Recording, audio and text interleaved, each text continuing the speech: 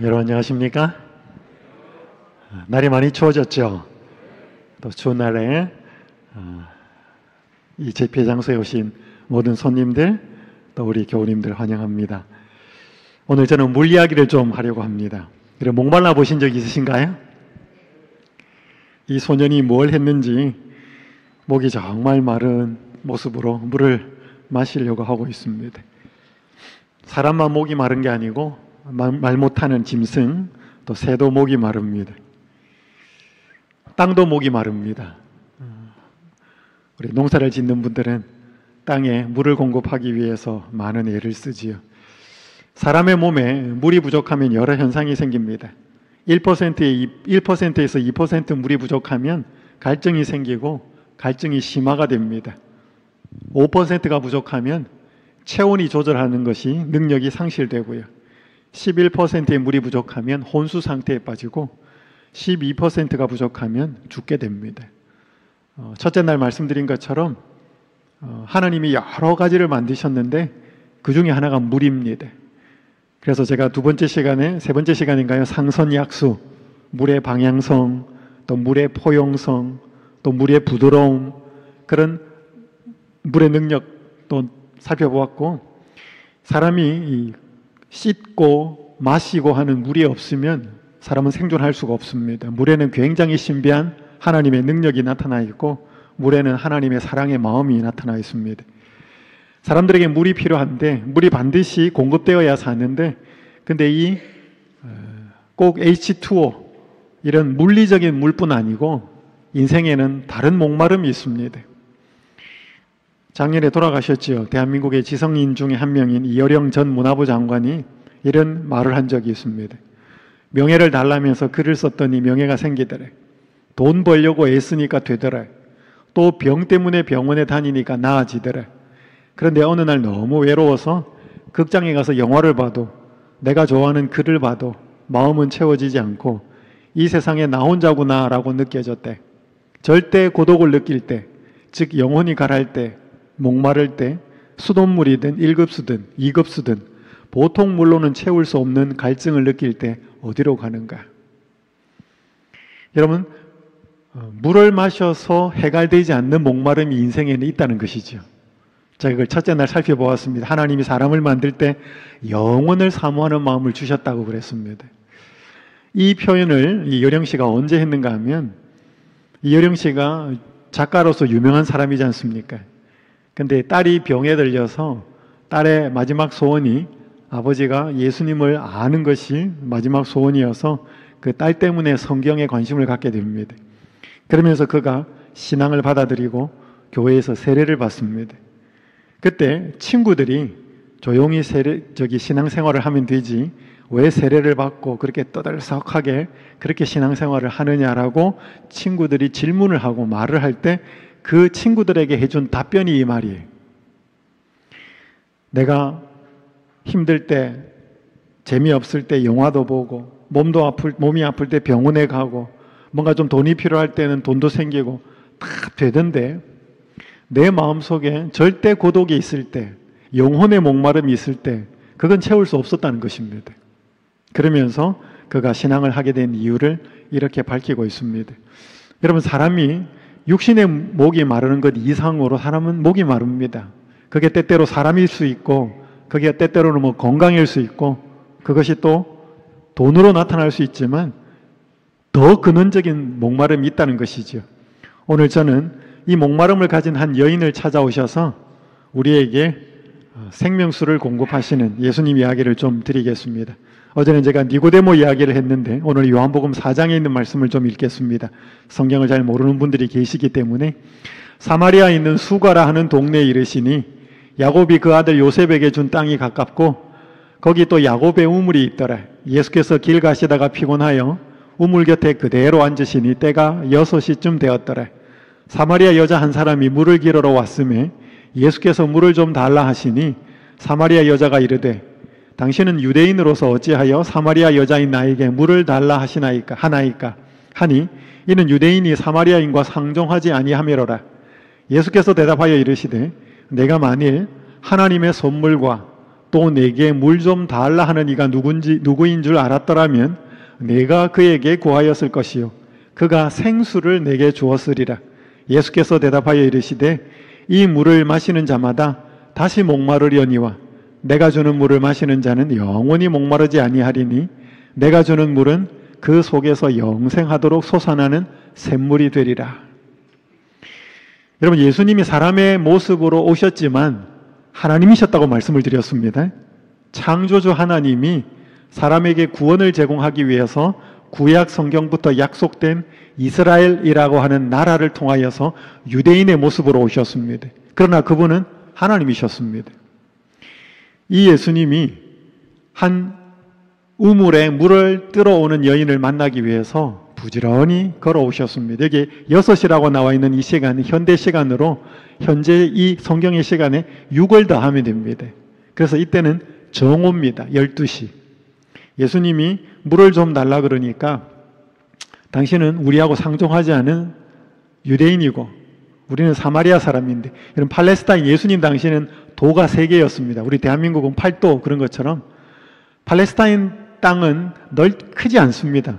대한민국의 경상남북도 땅밖에 되지 않습니다.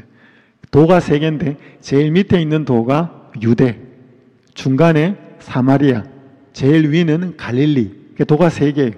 예수님은 그때 주로 예루살렘 있는 유대 쪽에 계셨고 여기는 중앙 쪽에 있는 사마리아라고 하는 도인데, 지도를 보면 이렇습니다. 여기 지금 팔레스타인 지도인데 예루살렘에서 수가라고 하는 동네가 거리가 좀 떨어져 있는데 예수님이 말씀하시기를 물을 좀 달라고 하는 내가 누구인지를 알았으면 오히려 당신이 나한테 물을 좀 달라 그랬을 것이다. 굉장히 생뚱맞은 이야기를 하십니다. 그러면서 뭐라고 이야기하는가 하면 너가 지금 이 우물에 물을 들어왔는데 이 물을 마시면 또 들어와야 된대. 또 목마를 건데 내가 너에게 주는 그 물, 특별한 물을 주는 그 물이 있는데 그 물을 마시면 영원히 목마르지 않는 영생하도록 솟아나는 샘물이 된다. 굉장히 생뚱맞은 이야기를 하십니다. 이런 물이 있을까요? 자, 이때가 언제였는가 하면 여기 제가 우리 재림교회 주석 있는 부분 읽을 테니까 다 모르셔도 되지만 계절적으로 언제인지를 한번 확인할 필요가 있습니다. 이때는 AD 28년 12월이나 AD 29년 1월경이었다. 28년, 29년 모르셔도 됩니다. 근데 12월, 1월 요건 생각하시면 좋겠습니다. 봄, 여름, 가을, 겨울 언제였을까요? 겨울입니다. 지금 이제 막 추워지는 그것처럼. 팔레스타인의 겨울은 대한민국 겨울처럼 그렇게 춥지는 않아요. 그런데 그래도 춥습니다. 겨울입니다. 예수와 제자들은 새벽부터 길을 걸어왔을 것이며, 왜냐하면 예수님은 밑에 예루살렘에 계셨거든요. 24에서 32km 정도 여행했을 것이다. 왜냐하면 거리가 그렇게 돼요. 여러분, 남자들 군대 갔다 오시면 행군을 하면 보통 남자들이 뭐 군장 메고 뭐 이렇게 하면 1시간에 4km를 걷습니다. 그러면 4km라고 하면 치십시다. 정확한 건 아니겠지만 그러면 24km를 걸었으면 몇 시간을 걸었을까요? 뭐 어려운 문제 아니죠, 그죠? 4, 6, 24 하면 한 6시간. 32km를 걸었으면 1시간에 4km를 걷는다 그러면 8시간입니다. 자, 그러면 12시에 이 여자를 만나기 위해서 도착을 해야 되기 때문에 밑에 예루살렘에서부터 출발을 하려면 적어도 몇 시에서? 새벽 6시 혹은 32km라 그러면 새벽 4시. 그래야 32km를 걸어가니까.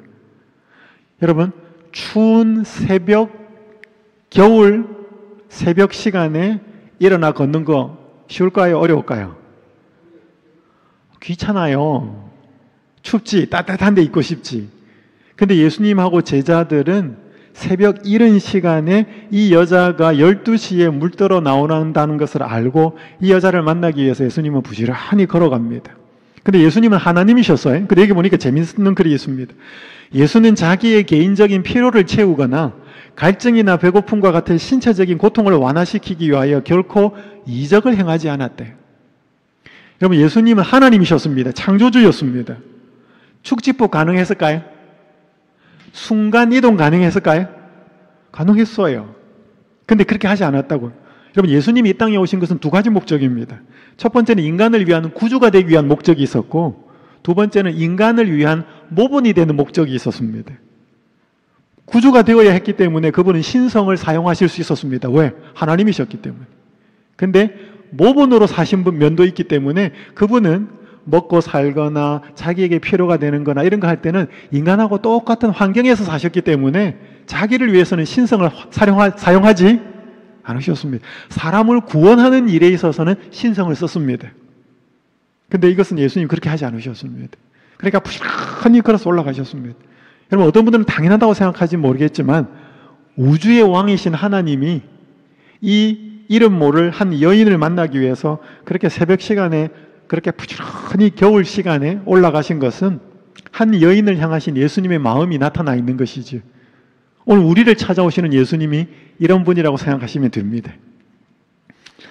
여러분, 여기 지금 우주에 있는 한 점을 보고 계시는데 이 점이 노란 원안에 들어있는데 이게 자세히 보면 푸른 색깔을 띠고 있습니다. 여러분, 이게 뭐냐 하면 지구예요. 이 점이 뭐라고요? 지구입니다. 지구. 여기 보이즈 1호라고 하는 미국 나사에서 쏘아 올린 한 그 무인 탐사선이 지금도 돌고 있는데 거기서 찍은 사진인데 이게 1990년에 찍은 사진이,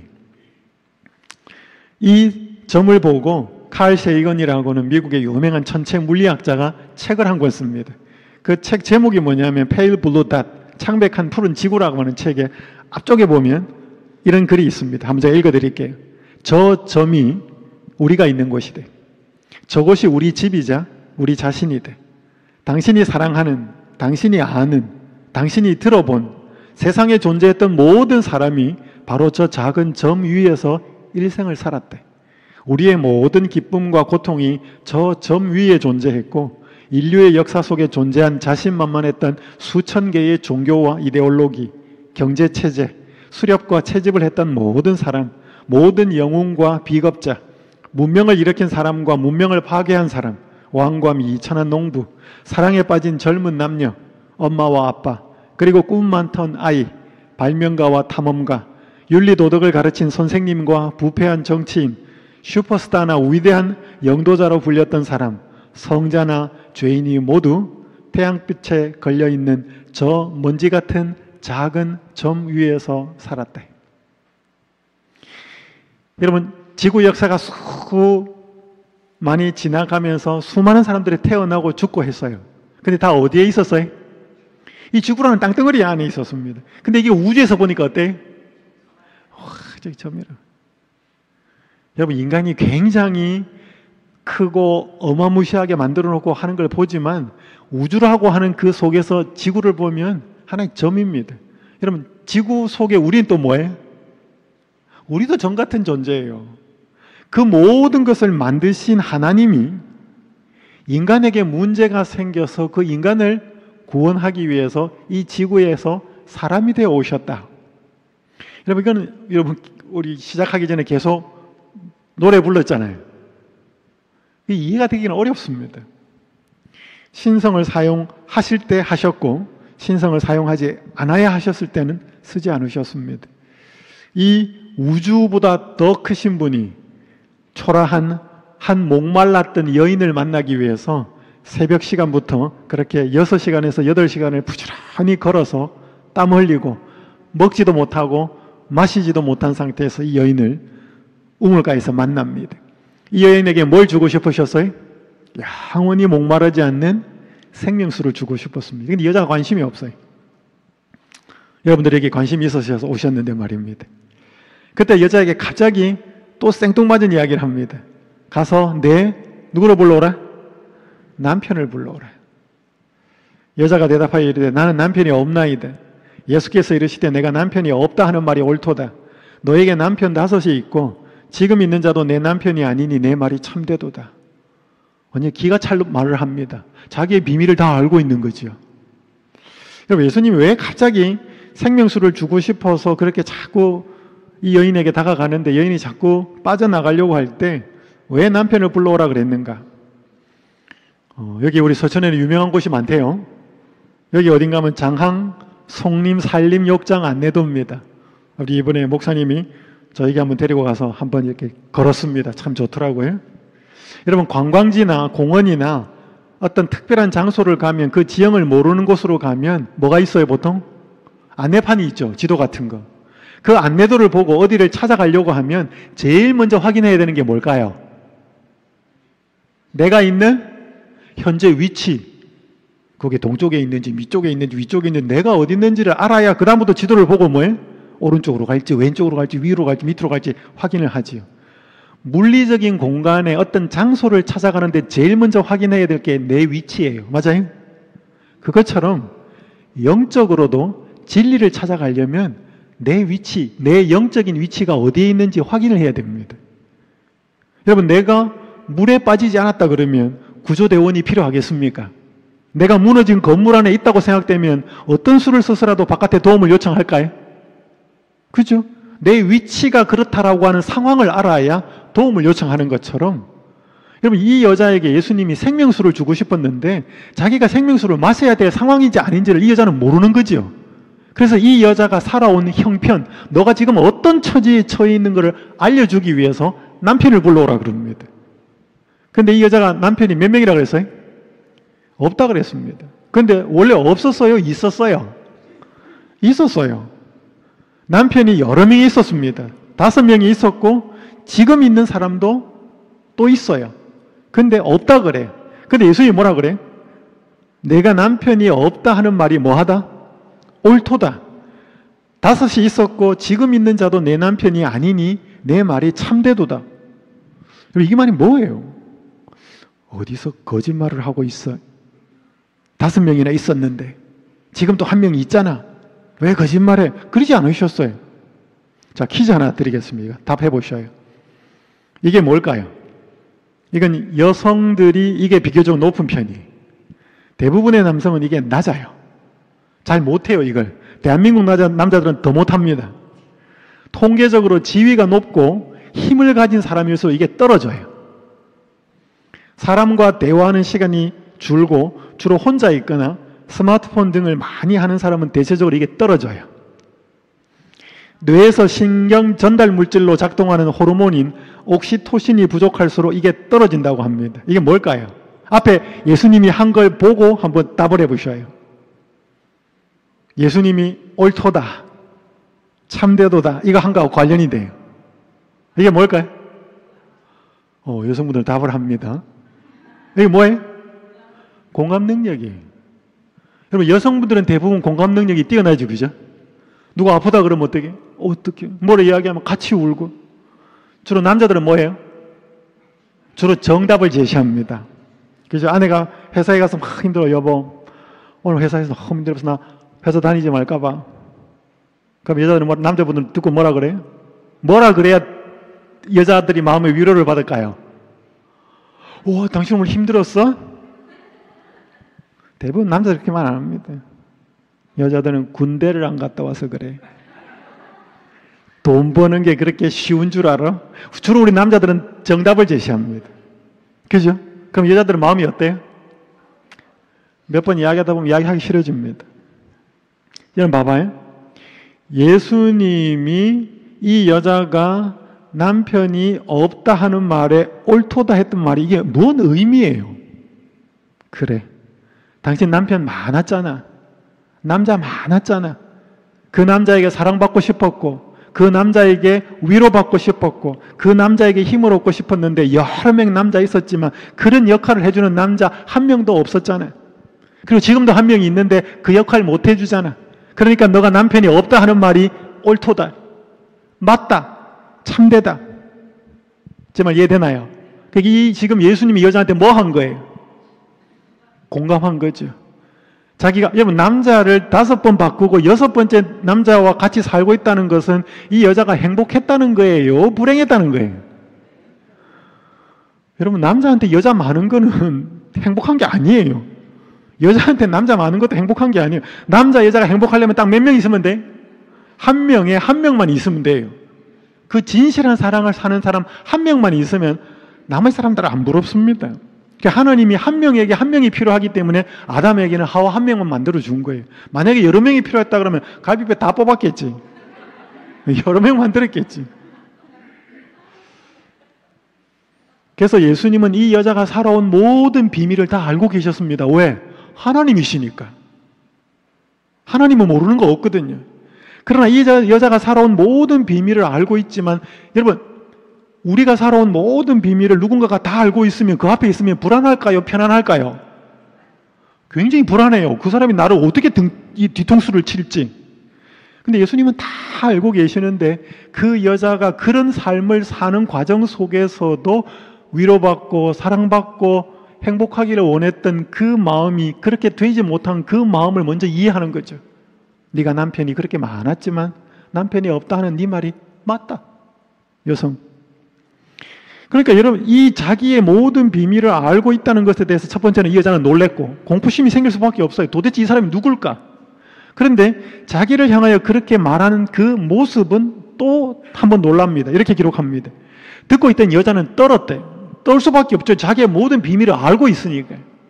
신비한 손이 그 여자가 살아온 역사의 페이지들을 넘기면서 그 여자가 영원히 숨겨두기를 바라던 사실을 눈앞에 전개시키고 있었다. 그렇죠?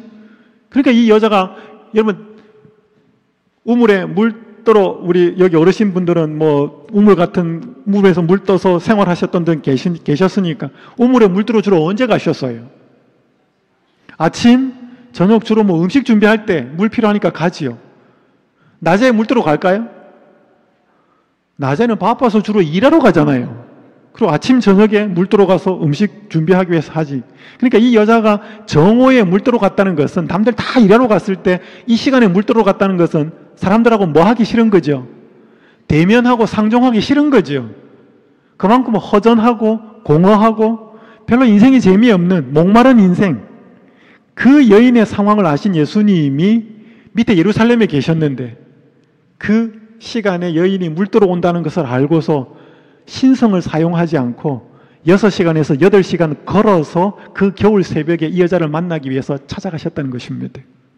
여러분, 여기에서 예수님이 어떤 분이신가를 우리가 알 필요가 있습니다. 왜냐하면 어제 제가 말씀드린 것처럼 예수님을 쳐다봐야, 예수님을 어떤 분이신지를 알아야 믿음이 생기고, 그 믿음을 통해서 우리의 마음에 뭐가 생기는가 하면 사랑이 생기면 새 마음이 생겨난다 그랬습니다. 여러분, 그게 거듭나는 거라고 말씀드렸습니다. 제가 어제 시간에. 그래서 이분이 어떤 분인지를 알아야 돼요. 예수께서는 당신이 그 여자의 생애의 비밀을 통찰하셨다는 것을 그녀에게 확신시키셨다. 그렇죠? 굉장히 놀랐을 것입니다. 내가 보통 사람이 아닌 하나님이라는 사실을 알려주는 겁니다, 지금. 그런데 중요한 건 그 뒷말이, 그럼에도 불구하고 그 여자는 예수가 자기를 불쌍히 여기고 사랑해주는 친구라고 느꼈대요. 이해되시죠? 그 여자가 살아온 그 아픔을 이해한다는 거죠.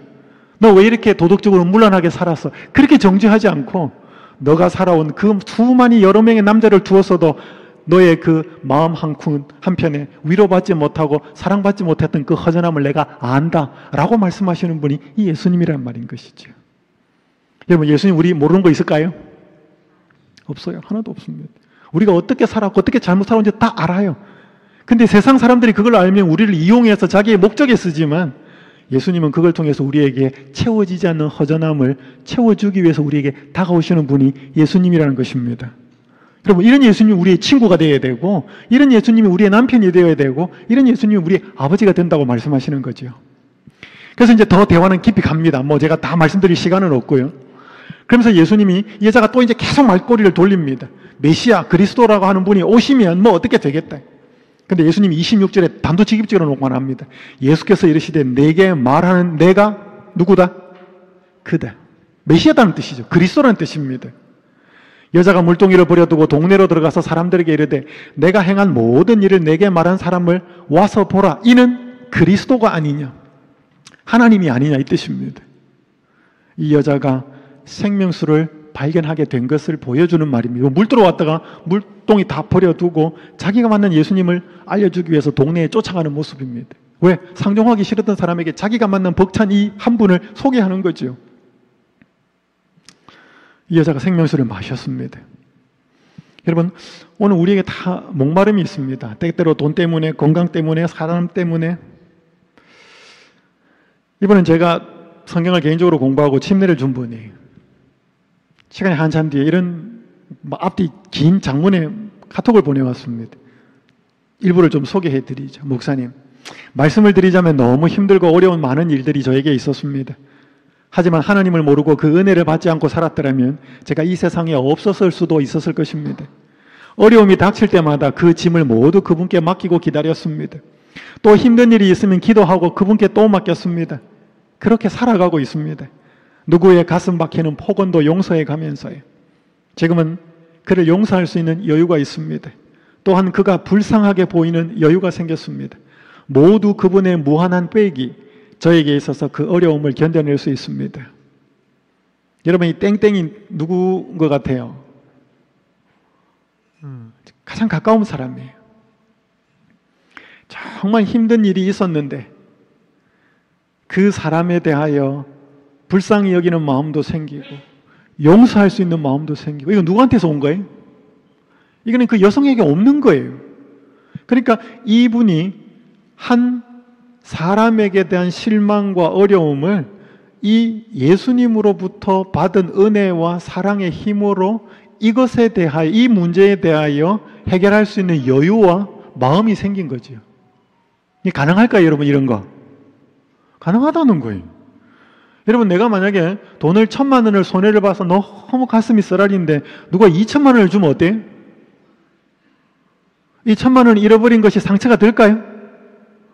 제가 어느 이야기했더니 2,000만 원 받은 건 받은 거고 잃어버린 건 잃어버린 거라서 상처가 된다고 그러더라고요. 물론 그럴 수도 있겠습니다만은 나에게 그러한 더 능가하는 무엇인가가 주어지면 치유가 돼요. 우리에게 이렇게 다가오시는 예수님이 하나님이시고 이분이 우리의 친구이시고 이분이 우리의 아버지시고 남편이라는 거죠. 여러분 보시오. 이 예수님의 목마름, 여기 지금 첫 번째 등장하는 목마른 여인은 이 여자예요. 여자가 인생에 해결되지 않는 목마름이 있었고 남자로서 남편으로서 해결되지 않는 목마름을 가진 여인인데 여기에 또 한 분 목마른 분이 계셨다는 겁니다.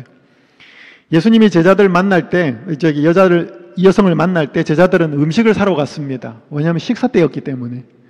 나중에 이제 음식을 사서 갖고 옵니다. 31절에 보면 그 사이에 제자들이 청하여 이르되 랍비여 잡수소서 이르시되 내게는 너희가 알지 못하는 먹을 양식이 있다. 음식을 사가지고 왔는데 예수님이 하시는 말씀이 나한테는 너희가 알지 못하는 양식이 있다. 그러니까 제자들이 뭐라고 하냐면 누가 잡수실 것을 갖다 드렸나? 이렇게 말합니다. 여러분, 이 예수님이 말하는 먹을 양식이 뭘까요? 여기 이렇게 설명합니다. 예수께서는 그 여인에게 하신 당신의 말씀이 그 여자의 양심을 깨우쳤을 때 기뻐하셨대. 예수께서는 그 여자가 생명수를 마시는 것을 보셨대. 그리하여 그분의 주림과 갈증은 채워졌대. 진리를 위해 줄이고 목마른 영혼을 섬기는 것이 그분에게는 먹고 마시는 것보다 더 기쁜 일이었대. 예수께는 그것이 안위와 원기 회복의 요소였대. 여러분, 제가 들은 말 중에 옛날에 어른들이 정말로 보기 좋아라는 게 두 가지 있다고 들었습니다. 논에 물 들어가는 거 보는 거 하고 자식 입에 음식 들어가는 거 보는 거 하고. 이런 부모는 자기가 배고파도 자녀가 맛있게 먹는 것을 보면 배고픈 거 잊어요? 먹어야 되나요? 물론 먹어야 됩니다. 물론 먹어야 되는데 여러분, 자기가 배고파서 그 배를 채우는 것보다 자식이 배고픈 것이 채워져서 행복해하는 걸 보면 부모들은 더 기쁘잖아요. 예수님 분명히 배고팠거든요. 예수님 분명히 목말랐거든요.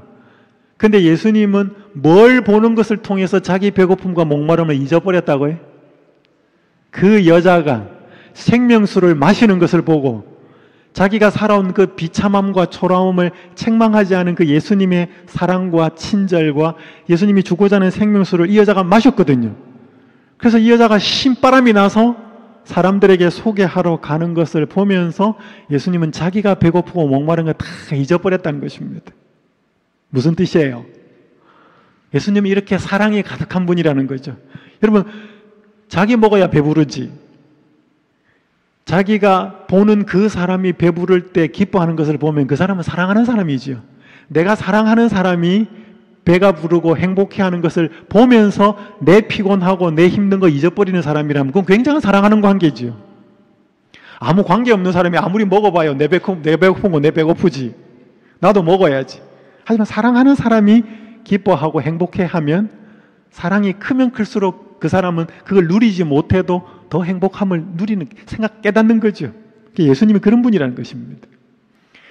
자, 여러분, 그러면 예수님이 우리의 목마름을 다 채워주실까? 내 필요한 걸 다 채워주실까? 필요한 것은 채워주시지만 원하는 것들은 다 채워주지는 않으십니다. 근데 우리는 자꾸 생각하거든요. 원하는 거하고 필요한 것을 우리는 자꾸 혼돈을 합니다. 여러분, 아이들 마트 데리고 가면 집에 장난감 많아도 눈에 보이는 장난감 또 있으면 어때요? 그 또 사달라 그래요. 그게 원하거든요. 원하는 게 곧 필요한 거라 생각하는데 부모가 볼 때는 그거는 분명히 원하는 거지 필요하지 않고 집에 또 있기 때문에 그 부모는 안 사줍니다.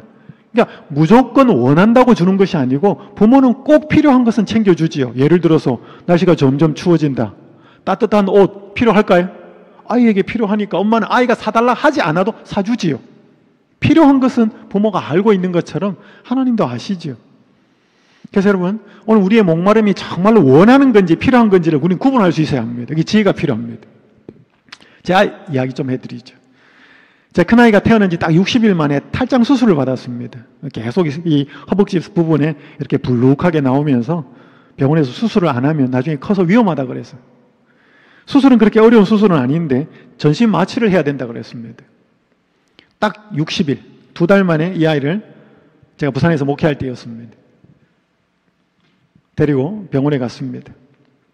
수술 동의서에 사인을 하는데 손이 막 떨렸습니다. 마취가 풀리지 않을 수도 있고 뭐 이렇게 쭉 내용이 나와 있는데 사인을 하라 그러더라고요. 그래서 아이가 수술을 받는데 제 아내와 수술실 앞에서 기다렸습니다.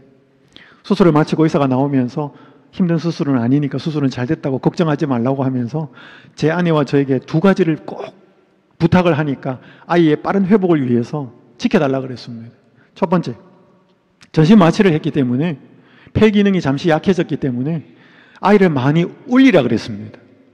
울려야 아이가 폐 기능이 빨리 회복이 된다 그랬습니다. 첫 번째. 두 번째, 만 하루 동안 물이나 우유나 젖이나 아무것도 주면 안 된다 그랬습니다. 그래야 빨리 수술한 상처가 아문다 그랬습니다. 그래서 데리고 왔어요, 병실에. 깨어났습니다. 아이가 울기 시작합니다. 막 울어요. 여러분, 아이가 평소에 울면 저나 집사람이 뭐 했을까요? 그죠? 말도 해주고, 뭐, 도닥거려 주기도 하고, 안아주기도 하고. 근데 이번에는 우는데 아무도 안 안아주거든요. 그게 처음에 막 울다가 나중에는 뭐예요? 딱 보니까 막 신경질이 난 것 같아요, 아이가. 그 우는 이 톤이 나중에 악이 받쳐서 우는 거, 이제. 근데 뭐 할 수가 없어서요? 달랠 수가 없어서. 왜? 의사가 뭐라 그랬습니까? 많이 울려라 그랬으니까. 두 번째, 여러분, 이 아이가 입이 바삭바삭 타고 들어가는 거예요. 여러분, 아이는 보통 갓난아기니까 이게 2개월밖에 안 됐으니까 하루에 여러 번 젖을 물렸거든요. 그러니까 수술하기 만 하루 전에 젖을 주지 않았습니다. 그때부터 이 아이는 굶었어요. 그러니까 얼마나 배가 고프겠어요. 그럼 보통 이렇게 울면 엄마가 뭘 주든지 할 텐데 울어도 달래주지도 않고 뭐 암만 울어도 뭘 주지도 않고. 여러분, 제가 그 우는 아이를 보면서 그때 머리에 탁 들어오는 2가지 생각이 있었습니다. 첫 번째, 이 아이가 지금 뭐 해야 빨리 회복돼요? 많이 울어야 돼요. 그러면 이 아이에게 눈물이 필요한 거예요? 필요 없는 거예요? 꼭 필요한 거예요, 그죠? 제가 그때 첫 번째 든 생각, 내가 살다가 눈물 날 일이 있을 텐데. 그게, 여러분, 눈물은 다 필요 없는 거잖아요. 우리는 안 울고, 웃고 살아야 행복한 거 아니에요? 근데 눈물 나는 것도 사람에게 뭐 할 수 있겠구나? 필요한 눈물이 될 수 있겠구나. 첫 번째, 저걸 깨달았습니다. 두 번째, 얼마나 배가 고팠겠어요, 이 아이가. 목이 마르고. 그러면 당연히 밥도 주고, 물도 주고, 뭘 줘야 되는데, 배고프고 목마른 상태가 이 아이에게는 뭐가 될 수도 있겠다? 유익이 될 수도 있겠다. 빨리 상처난 상처가 회복되기 위해서는 배가 고파야 되고 목이 말라야 된다 그러니까. 제가 두 번째 든 생각, 내가 인생을 살아가면서 목이 마르고 배가 고프고 뭔가 내가 갈증이 해소돼야 되고 뭔가 목마름이 해결돼야 되는 것이 그렇지 않을 때가 내 유익을 위해서 필요할 수도 있겠구나라는 생각이 들었습니다. 이 아이를 보면서, 병실에서 우는 아이를 보면서. 제가 그때로는 병실에 무릎을 꿇고 하나님께 기도를 드렸습니다. 하나님, 제가 앞으로 살면서 인생에 눈물날이 있을 때가 있을지도 모르겠는데 그 눈물이 꼭 저에게서 없어져야 되고 사라져야만 되는 것이 저에게 유익이 아니고 눈물 나는 것이 유익이 될 수도 있겠다는 생각을 합니다. 그리고 목마름이 반드시 그 순간에 바로바로 해결되고 채워져야 되는 것이 아닐 수도 있겠습니다. 그래서 제가 눈물 날 일이 있을 때, 목마르고 배고플 일이 있을 때 하나님을 원망하지 않겠습니다. 하나님께 불평하지 않겠습니다. 이거 왜 이렇게 안 해주시냐고. 여러분, 제가 그 두 아이, 큰아이, 그 60일 만에 병원에서 수술받는 그 상황에서 하나님이 저한테 깊은 깨달음을 주신 것입니다. 오늘 우리가 이 세상에서 눈물을 흘리는 것이 때때로 뭐 할 수 있어요? 내가 뭔가 삶에 잘못된 것이 회복되는 과정으로 더 큰 영적인 유익을 위해서 허락될 수도 있다는 것입니다. 목마름도 마찬가지고 배고픔도 마찬가지입니다. 그래서 오늘 우리가 물질적으로 혹은 관계적으로 혹은 건강적으로 목마르고 갈증이 생기고 그것이 해결되기를 하나님께서는 바라시지만 하나님은 그걸 통해서 우리에게 더 큰 목마름을 해결하는 도구로 사용하기를 원하신다는 것이지요. 그게 우리의 구원과 우리의 영원한 생명에 대해 연결되는 것입니다. 제가 많은 암 환자들을 만났습니다. 집회를 갔을 때. 세상에서 잘 나가는 사람들 많이 만났습니다. 부자고 높은 데 있는 사람이. 그러면 그 사람이 만약에 병에 안 걸렸으면 그 사람들이 예수님이라는 존재를 찾았을까? 아무리 생각해도 그 사람들 그 관심 없었습니다. 근데 아프고 나니까 여러분 아픈데 돈이 무슨 소용이 있고 뭐 지위가 무슨 소용이 있어요. 그 상황에서 절대 절망에 딱 부딪힐 때 이 사람들은 하나님 찾는 걸 제가 많이 봤거든요.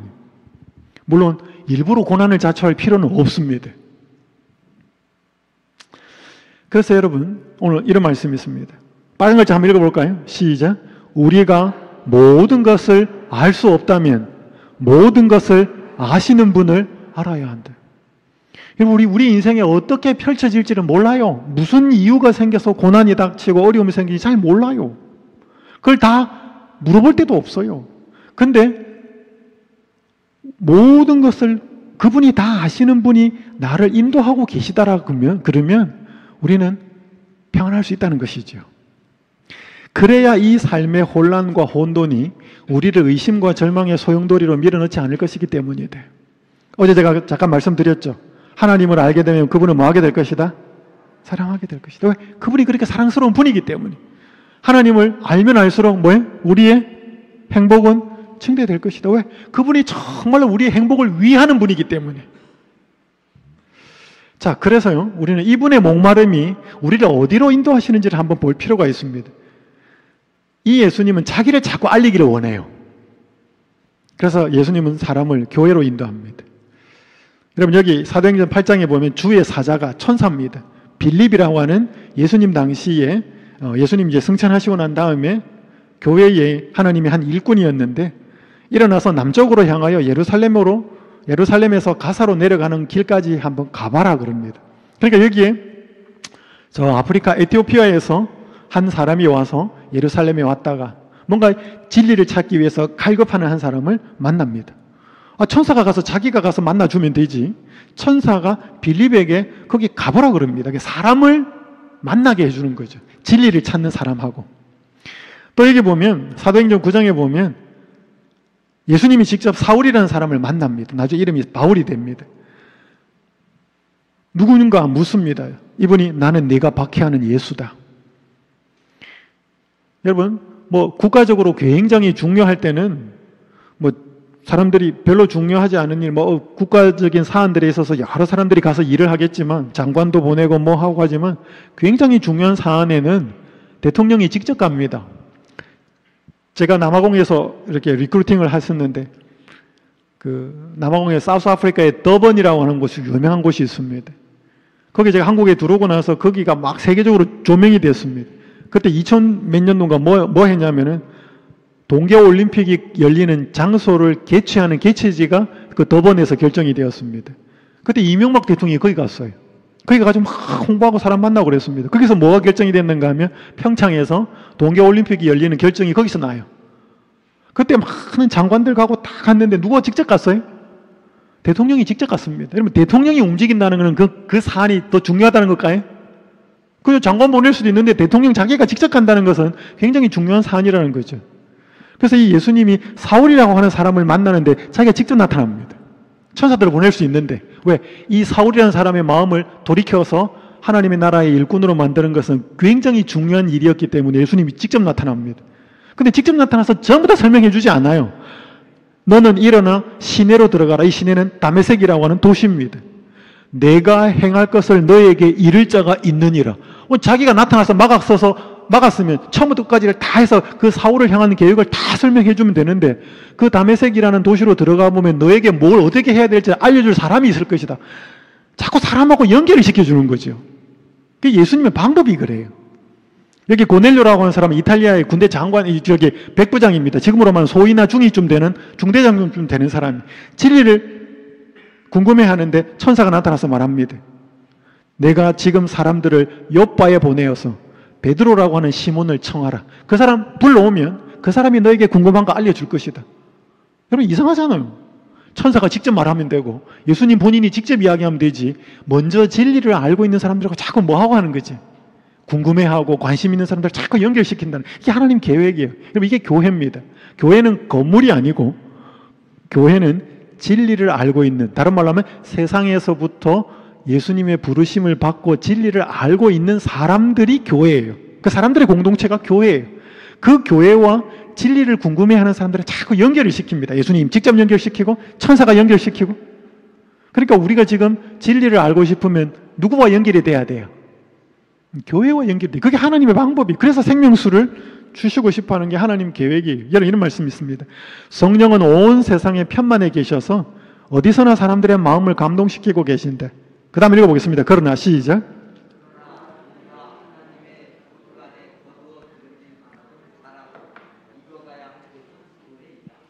그렇죠? 이게 분명하잖아요. 근데 여러분 세상에 교회가 많아요, 적어요? 엄청 많아요. 제가 여기 소천에 와서 목사님하고 이렇게 식사하러 다닌다고 보지만 저는 교회 십자가가 굉장히 많았습니다. 저는 교회가 어디에 있는지 어떤 교회인지 궁금해서 많이 보거든요. 근데 여러분 이 그림 한번 보셔요. 저는 누가 그린지 모르겠어요. 제가 어떻게 찾다가 보니까 이런 자료를 찾았습니다. 이 그림을 그린 사람이 도대체 뭘 설명하려고 이런 그림을 그렸을까? 여러분 교회예요 이게. 사람들 교회 앞문을 통해서 들어갑니다. 근데 교회가 어디에 세워져 있어요? 벼랑 끝에다 세워져 있어요. 그러니까 교회 문으로 들어가가지고 뭐 하는 거죠? 벼랑으로 떨어지는 거죠. 도대체 이 사람이 이걸 통해서 뭘 설명하려고 했을까? 여러분 교회가 다 교회가 아니고 교회가 어디에 세워져 있느냐에 따라서, 기초가 어디냐에 따라서 영원한 생명을 얻을 수도 있고 나락으로 떨어질 수도 있습니다. 자, 제가 시간이 많지 않기 때문에 이번에 다 설명드릴 수는 없고요. 교회 이야기 잠깐 드리고 또 마무리를 하겠습니다. 여러분 이 자료는 뭔가 하면 교파의 기원과 계통이라고 하는 자료인데, 이게 세계 그리스도교 백과사전에 있는 것입니다. 이게 언제 나온 거냐면 옥스포드 대학 출판소에서 나온 1982년도에 나온 백과사전이에요. 그 백과사전의 한 부분이 교파의 기원과 계통이라는 것입니다. 자, 원래 교파는 예수님이 십자가 이후에는 없었어요. 자, 여기 십자가 예수님 돌아가신 것입니다. 승천하신 겁니다. 그러면서 교회는 어디에서부터 출발하는가 하면 교회는 예루살렘에서부터 출발합니다. 그 예루살렘에서부터 사도들이 복음을 전하기 시작하는데 제일 위에 안디옥. 그러면서 예수님 당시에는 예수님 당시가 아니고 예수님 승천하시고 난 다음에 교회는 대도시를 중심으로서 교회가 생겨요. 그래서 적어도 거기는 큰 교회가 5군데 있었습니다. 예루살렘, 시리아, 안디옥, 그 다음에 로마, 콘스탄티노플, 알렉산드리아 이런 거 모르셔도 됩니다. 근데 그런 5개의 도시의 교회가 컸었는데 이걸 이제 역사적으로 보면 기독교 5본산이라 그럽니다. 5 큰 원산지라는 거죠. 근데 정치적이고 여러 종교적인 이유로 내 지역의 교회는 몰락합니다. 하나가 우뚝 살아남아요. 그게 어디냐면 로마 교회예요. 그러니까 그 로마 교회에 지도자가 있지 않겠습니까? 감독이. 우리는 로마라고 하는 지역에 속해 있는 조그만 교회가 아니고 전 세계적이고 전 우주적이고 전 보편적인 교회다라고 하는 이름으로 이름을 하나 붙입니다. 그게 뭐냐면 캐톨릭이라는 말이에요. 여러분 캐톨릭이라는 뜻은 우주적인, 보편적인, 전 세계적인 그런 뜻이에요. 그러니까 로만 캐톨릭이라는 말은 말 자체가 모순이에요. 왜냐하면 로마라고 하는 건 지역교회거든요. 근데 그 로마 교회가 전 세계적인 교회가 된다라는 뜻으로 그렇게 갖다 붙인 것입니다. 그러면서 여기 보면 십자가 옆에 교회가 세계적 사도교회라고 하는 이 파란색 부분은 로마 교회를 이야기합니다. 교회는 이거밖에 없었어요, 그때는. 그러면서 하나가 위에는 격가지로 이제 히랍 정교, 동방 정교 하면서 약간 이제 이게 분파가 생기기 시작합니다. 이거 뭐 자세한 내용은 모르셔도 됩니다. 근데 이게 이제 본격적으로 나뉘어지는 게 한 번이 1054년 11월에, 11세기에 한 번 나누어집니다. 모르셔도 괜찮습니다. 또 한 번 나누어지는 것은 결정적으로 두 번째 나누어지는 거 이건 알 필요가 있어요. 1517년, 들어보셨습니까? 1517년 10월 31일, 마르틴 루터라고 하는 이 로마 가톨릭 사제가 면죄부, 그 당시 로마 교리 중에 면죄부라는 것이 있었거든. 이 땅에서 어떻게 살더라도 뭐해? 이 면죄부, 교회가 판매하는 면죄부 사면 니도 그렇고 당신 가족도 그렇고 그래가지고 면죄부 사는 그 동전을 탁 던지는 동시에 지옥에서 천국으로 탁 올라가고 막 자완 그런 것들에 대해서 막 교회가 굉장히 부패합니다. 루터가 사제거든요. 아무리 생각해봐도 이건 성경하고 달라요. 그래서 내가 정말 궁금한 거 있다. 그래서 95년 그 비텐베르크 교회 그 학교에 신학교가 있었고 거기에 신학과 교수였고 사제였습니다.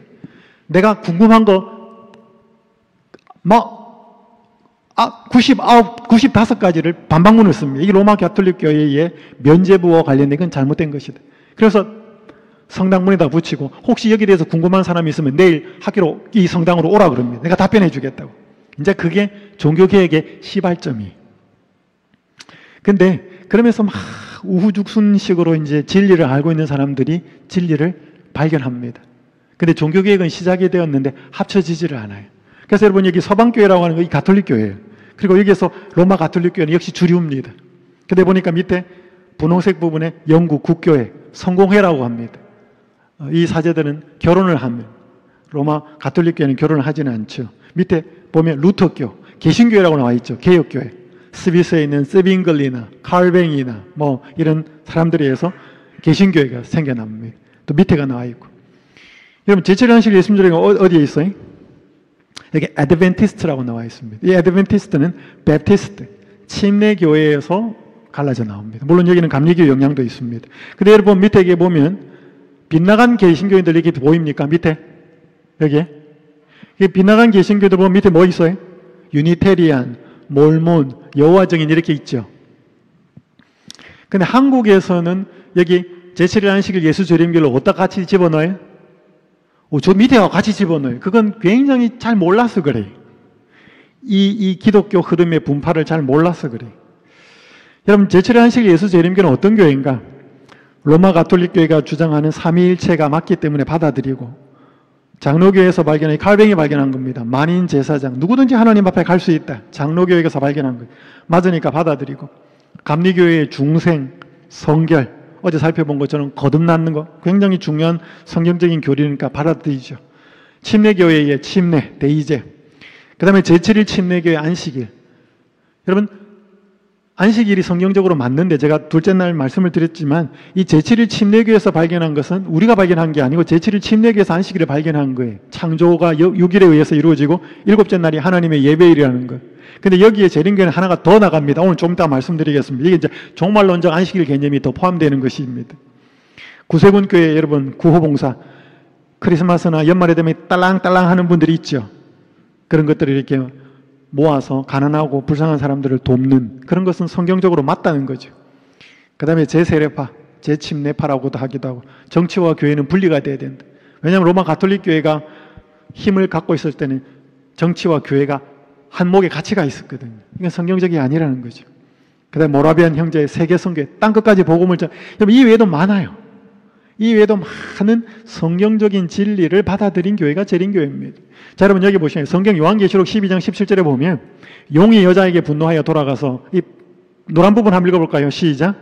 그 여자의 남은 자손 곧 하나님의 계명을 지키며 예수의 증거를 가진 자들로 더불어 싸우려고 바다 모래 위에 섰다. 제가 둘째 날, 셋째 날 잠깐 말씀드렸던 이 큰 용은 성경에 보면 사탄이라 그래요. 근데 아까 제가 셋째 날은 여자의 후손과 뱀의 후손이 싸울 걸 이야기했죠. 이 여자는 하나님의 백성을 가리킵니다. 여러분 성경에 하나님의 백성만 있으면 되지 여자의 남은 자손이라는 말은 그럼 하나님의 백성의 남은 자손이라는 말이잖아요.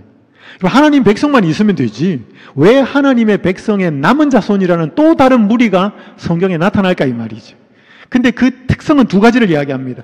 첫 번째 뭐를 지켜야 된대? 하나님의 계명을 지키네. 두 번째 뭐 해야 된대? 예수의 증거를 가져야 된대요. 이제 여러분들이 성경을 조금 공부해 보시고 교회에 대해서 이제 알게 되면 이 기독교에 굉장히 이상한 한 흐름이 있어요. 그게 뭐냐 하면 하나님의 계명을 지켜야 된다, 하나님의 율법을 지켜야 된다고 말하면 일반 교회에서는 뭐라고 말하는가 하면 율법주의다 그래요. 여러분, 율법하고 율법주의는 굉장히 달라요. 여러분, 세상에 권위가 필요해요? 여러분, 선생님 권위 있어야 돼? 부모가 권위 있어야 돼? 있어요. 여러분, 권위하고 권위주의는 달라요. 권위가 있다고 해서 그 권위를 가지고 내 마음대로 휘두르는 건 권위주의예요. 권위주의가 잘못됐지 권위 자체가 문제가 있는 건 아니에요. 율법주의가 문제지 율법 자체는 문제가 없어요. 여러분, 성경을 자세히 보면 하나님은 사람을 어떻게 만드는가 하면, 여러분 봐봐요. 우리가 이 땅에서 심장이 뛰는 거, 호흡하는 거, 맥박이 이게 전부 다 하나님 은혜예요? 이 전부 하나님 은혜예요. 근데 여러분, 하나님의 은혜는 그 정도로 끝나지 않아요. 여러분, 죄인은 이기적이기 때문에 하나님의 율법을 지킬 수가 없어요. 근데 하나님의 은혜가 임하고 정말 거듭난 사람이 되면 하나님의 계명을 지킬 수 있는 은혜가 주어져요.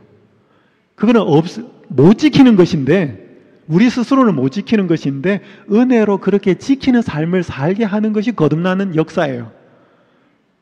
근데 그거를 사람들은 믿음하고 딱 갖다 붙여가지고 믿음으로 구원받는 것이지 계명을 지키자는 소리를 할 것 같으면 전부 다 이거는 율법주의다. 그렇게 도매금으로 넘어가 버립니다. 그래서 하나님의 계명을 지켜야 된다고 말하는 교회도 없을 뿐더러 그렇게 주장하면 아주 이상한 색안경을 끼고 봅니다. 그래서 오늘날 이 교회의 신자들의 믿음의 수준이나 그거 어떻게 되느냐 하면 야, 믿음이면 다 돼. 믿음이면 다 돼. 그러니까 이렇게 그리스도인이 도덕적인 표준이 굉장히 땅에 떨어지는 거예요. 왜? 하나님의 계명은 지킬 필요가 없다고 말을 하니까. 그런데 성경 예언에 의하면 하나님의 계명을 지키는 한 여자의 하나님의 백성의 남은 자손이 있겠다는 거예요. 그리고 두 번째는 예수의 증거를 가졌다. 근데 이 두 정체성을 가진 사람을, 존재들을 여러분 용이 누구냐면 사탄이거든요. 여러분 봐봐요. 사탄이 가장 많이 싸우려고 하는 대상이라면 하나님하고 가깝겠지요. 그렇지 않겠어요? 그러면 사탄이 자기 백성하고 비슷할 것 같다면 싸우겠냐고. 그래서 여러분, 물론 재림교인들이 하나님의 계명을 다 정해진 대로 다 지키고 사냐? 못해요. 저도 못해요. 근데 우리는 적어도 하나님의 은혜가 임하여서 하나님의 능력으로, 성령의 능력으로 그걸 지키고 살아야 된다고 말을 하는 교회는 재림교회예요. 그건 내가 못 사니까 하나님의 능력으로도 안 된다라고 말하는 것은 잘못된 믿음이라는 거죠. 그 올바른 믿음이 아니라는 거죠. 여러분, 여기가 미국에 있는 한 침례교회의 안식일을 지키는 장면이에요. 제가 이게 시간이 없으니까 다 말씀 못 드리겠습니다. 여기 메릴랜드 중앙교회 재림교회에 있는 한 목사가 조금 앞에 보면 읽어드리겠습니다. 저는 매달 한 안식일 근처에 있는 침례교회로 설교하러 갑니다. 놀라운 일이 일어나고 있기 때문입니다. 성결교회 출신 한성호 목사님의 안식일 기별 신문 광고를 많은 분들이 이미 듣고 아실 것입니다. 이 광고를 보고서 워싱턴 지구 기독교 협회장이셨던 사랑의 침례교회의 이치원 목사님은 과연 그러한지 성경과 역사를 연구하셨습니다. 그러다가 토요일 안식일이야말로 참된 성서적 안식일이라는 사실을 알게 되시며 소스라치게 놀라셨습니다. 그동안 비성서적인 안식일인 주일 예배를 드려왔음을 깨달으신 것입니다. 그 뒤로부터 사모님과 다른 몇 성도들에게 안식일 기별을 전했고 이제는 안식일마다 따로 소그룹으로 모여 예배를 드립니다. 이 내용이, 그러니까 이분이 침례교회 목사인데 안식일 기별을 깨달았고 전했어요. 그걸 받아들인 사람들 그냥 안식일 예배 따로 드리고, 그렇지 않고 일요일날 오시는 분들은 또 예배 따로 드리고 두 번 드린다는 거예요. 이런 분들이 생겨난다는 거죠. 왜? 이 의미가 성경적으로 분명하니까요.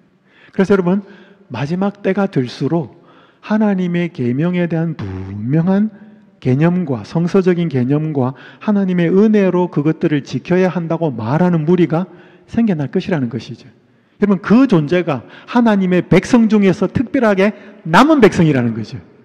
하나님의 백성만 있는 게 아니고 하나님의 백성 중에서 남은 백성이 있다는 것입니다. 그 존재를 사탄은 실어서 싸우려고, 없애려고 준비하고 있는 대상이다 라고 말하고 있는 것입니다. 제가 1년 동안 한 자매와 성경 공부를 하고 안식일을 열심히 설명했고 안식일을 지켰습니다. 이 자매가 간증을 이렇게 했어요. 1년 동안 열심히 안식일을 지켰습니다.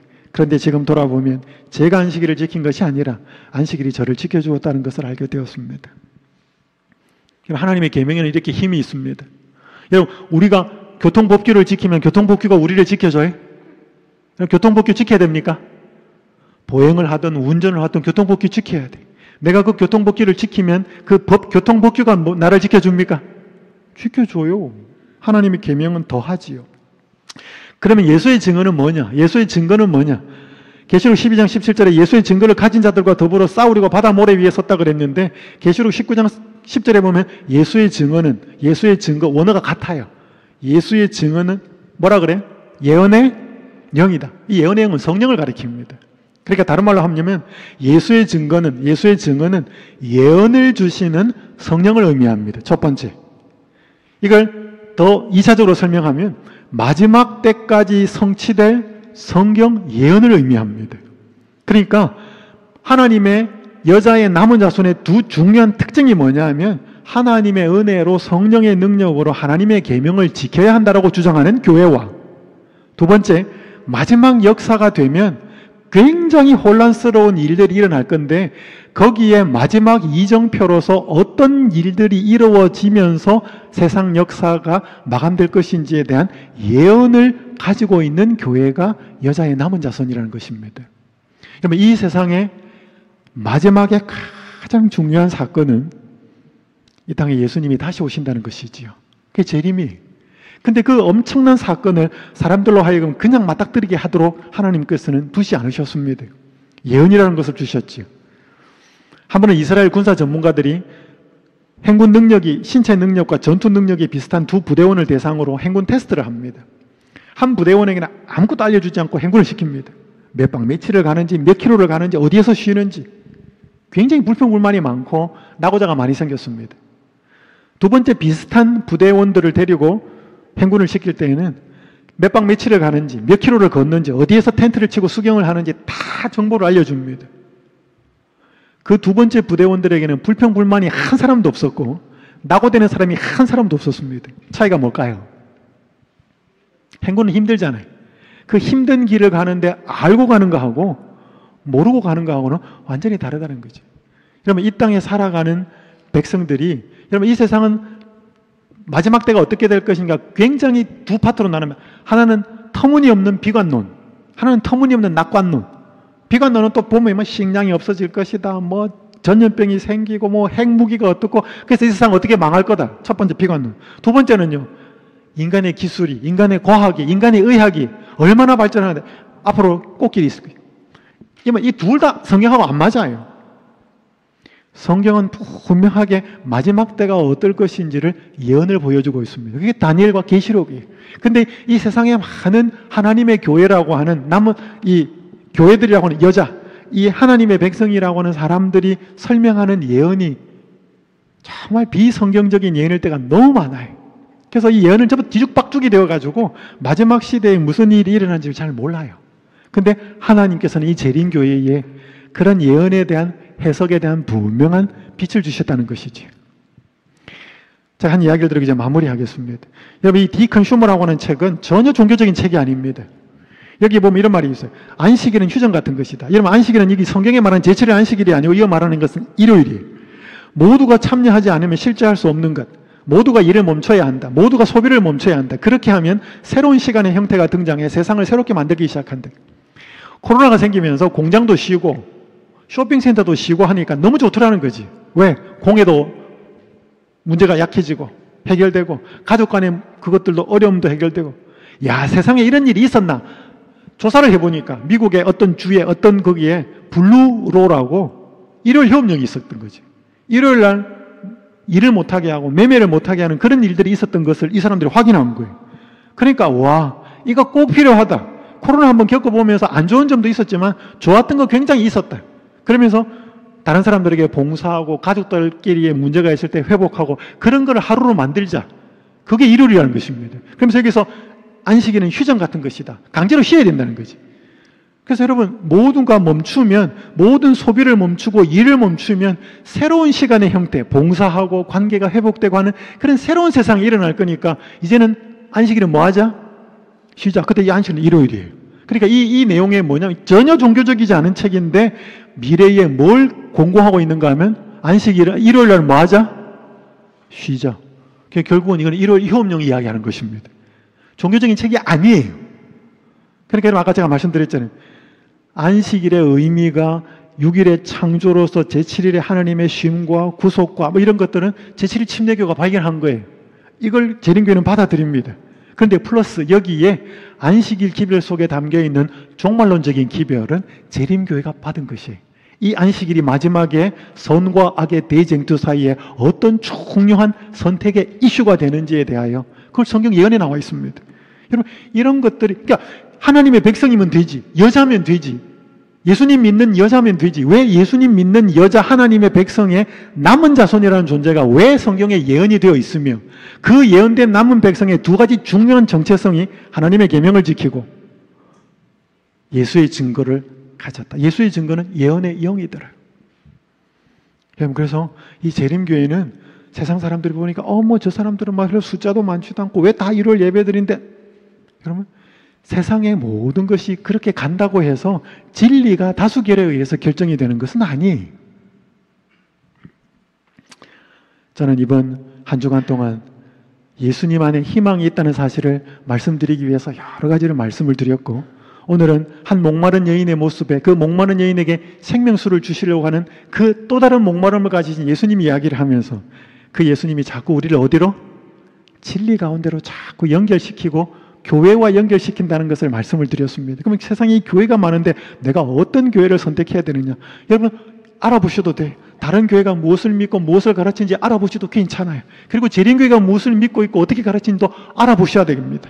그래서 여러분이 진짜 진리를 잘 가르치고 예수님을 올바로 드러내주는 그 교회와 여러분이 연결이 되셔야 오늘 우리의 마음에 세상이 줄 수 없는 희망을 간직하고 산다는 거죠. 그래서 예수님은 자신을 자꾸 드러내면서 하나님의 백성이 되기를 원하시는데, 여러분, 그걸 공식적으로 표현하는 것이 침례입니다. 침례는 물에 들어가는 거예요. 이렇게 세례 이렇게 뿌리는 것은 이 침례의 의미를 침례교회가 발견합니다. 이 침례가 어떻게 세례가 되었는가 하면, 여러분, 십자군 전쟁이라고 들어보셨나요? 예루살렘이 이슬람 제국에 의해서 계속 이렇게 무너져 있습니다. 그리고 거기에 속국이 되어 있습니다. 그래서 로마 교회가 12세기에 저거 다시 탈환해 와야 되겠다라고 군대를 일으키는데 그게 십자군이. 그래서 예수님 믿는 이름으로 군대를 모집하는데 거기는 어중이 떠중이 다 있습니다.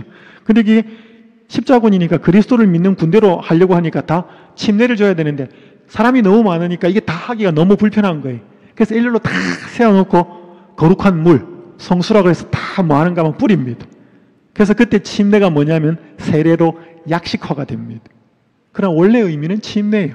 이 침자가 물에 들어간다는 것이기 때문에 그것은 그리스도의 죽으심과 합하여서 침례를 받고 그리스도의 부활과 연합하는 굉장히 중요한 하나님을 믿는 표지요.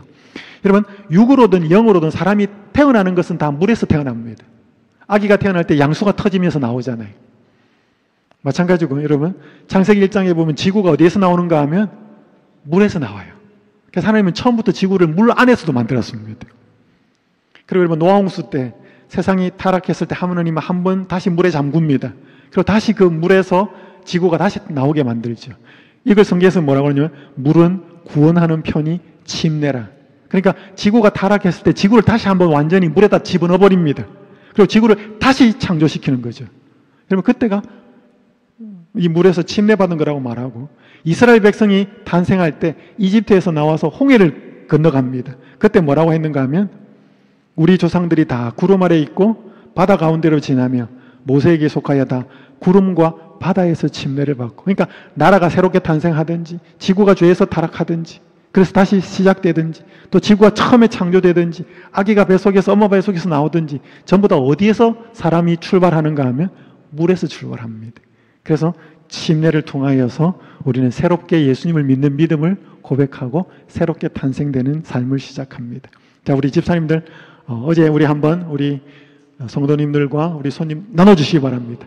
어제 한번 또 여러분의 희망을 위한 선택에 또 또 믿음들을 여러분이 선택해 주셨는데요.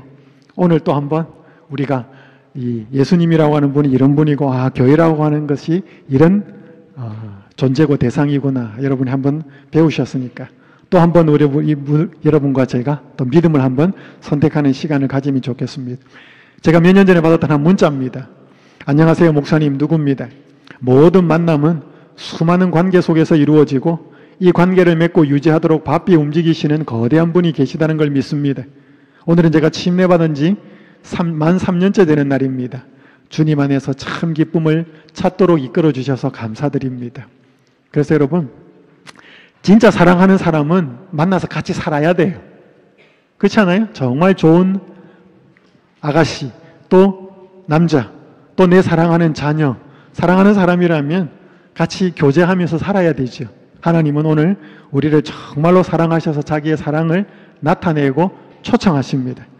여러분들께서 이번 기회에 이 예수님을 조금씩 알아가는 과정을 선택하셨으니까 이 예수님과 함께 알아가시는 더 깊은 교제의 관계로 들어가시면 좋겠습니다. 자, 오늘 우리 퀴즈 또 한번 해보겠습니다. 5문제 좀 드리겠습니다. 볼펜 없는 분도 좀 손을 드시면 볼펜을 좀 드리도록 하겠습니다. 자, 오늘 우리 말씀 나눈 거 하고 한번 같이 살펴보겠습니다. 사람에게는 현실적인 필요를 위한 목마름만 채워지면 더 이상의 목마름은 존재하지 않는다. OX. 뭘까요? 근원적인 목마름이 있잖아요. 그죠? X입니다. 예수님은 인생의 무거운 짐을 지고 사는 자들에게 구원의 생명수를 주시려는 간절한 목마름을 갖고 계신다. 맞습니까? 옵니다. 사람을 구원하기 원하시는 예수님은 진리를 올바로 가르치는 교회로 사람들을 인도하고 계신다. OX. 그죠? 아까 말씀드렸잖아요. 빌립, 고넬료, 지금도 마찬가지입니다. 나는 예수님을 더 깊이 알기 위해 목사님과 성경 공부를 하기 원한다. 여러분, 이 공부를 좀 더 하시게 되면 더 깊은 의미를 알게 될 겁니다. 마지막 5번째요. 나는 하나님의 계명에 관한 올바른 지식과 지구 역사의 마지막에 관한 예언을 갖고 있는 제7일 안식일 예수 재림교, 아까 여자의 남은 자손이라는 걸 정체성에 대해 좀 들었잖아요. 이 교회와 연결되기 원하며 하나님의 자녀가 되는 표로서 침례를 받기 원한다. 물론 다 아는 것은 아니지만 여러분이 그러한 결심과 마음의 표를 해주시면 우리 목사님과 우리 교회 지도자들께서 도와주실 것입니다. 여러분의 성명, 또 여러분의 번호, 휴대폰 번호, 여러분의 신앙, 또 여러분의 필요한 기도 제목을 적어주시면 이 교회 분들이 기도하도록 하겠습니다. 자, 제가 잠깐 기도하고 나가시면서 한 분도 빠짐없이 이 희망을 위한 선택지를 우리 집사님들에게 제출해 주시면 고맙겠습니다. 하늘에 계신 아버지 하나님, 사마리아 여자, 남자에게서 채워지지 않았던 허전한 마음을 가지고 있었던 그 여인의 마음을 예수님이 아시고 먼 거리를 찾아오셔서 그 여자가 살아온 삶을 책망하지 아니하시고 허전하고 아팠던 그 마음을 공감해 주시는 사랑의 예수님을 보게 하셔서 감사합니다. 이 예수님이 우리의 허전한 마음에, 우리의 절망된 마음에 찾아오시는 사랑의 친구이신 예수님인 것을 알려주셔서 감사합니다. 이 예수님이 초청하시는 그 초청에 이 예수님이 주시려는 생명수를 받아 마시고 누릴 수 있도록 인도하여 주시옵소서. 예수님은 진리를 아는 교회로 자꾸 사람들을 연결시키고 계심을 알려주셔서 감사합니다. 우리가 지혜를 갖고 하나님께서 어떻게 진리를 설명하고 있는지 올바른 교회를 찾을 수 있도록 지혜와 분별력을 허락하여 주시옵소서. 그리하여 더 이상 혼자서 외롭게 아프게 살아가지 않고 진리이신 예수님을 더 분명히 아는 교회와 연결되어서 생명수를 마시며 예수님 오시는 그 영광의 순간까지 함께 살아갈 수 있도록 축복하여 주시옵소서.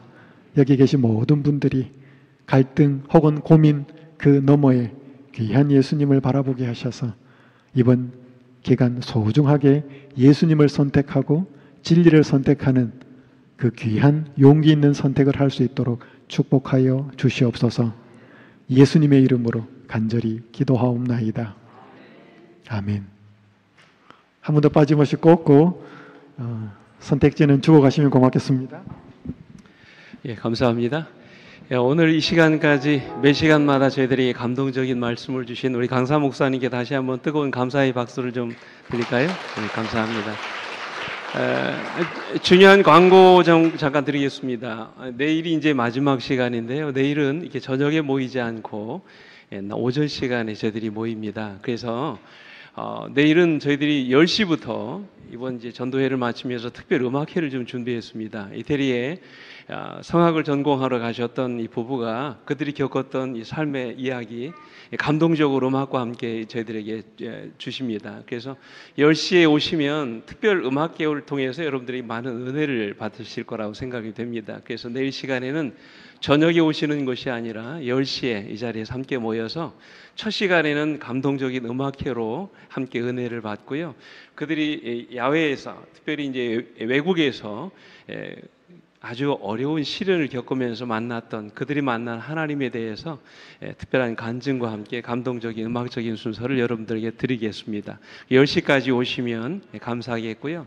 음악회가 끝난 다음에 이제 우리 목사님 세상에 하나뿐인 나라고 하는 마지막 말씀 가지고 우리에게 마지막 감동의 말씀을 주실 겁니다. 내일도 여러분 빠짐없이 오셔서 함께 은혜 받는 그런 시간 되셨으면 참 좋겠습니다. 다시 한번 한 주간 동안 함께 하신 것 정말로 감사하고요. 이 자리에 참여하신 여러분 모두 진심으로 환영하고 또 사랑합니다. 우리 모두 함께 저 하늘까지 함께 가시게 되길 간절히 소망합니다. 안녕히 돌아가십시오. 감사합니다.